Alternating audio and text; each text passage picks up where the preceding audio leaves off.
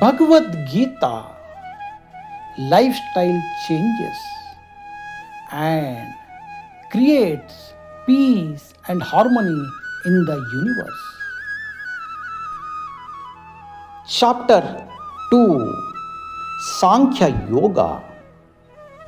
Test 30.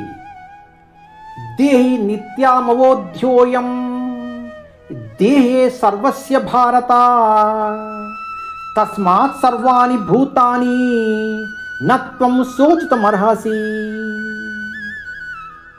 O Arjuna, the soul that dwells within the body is immortal.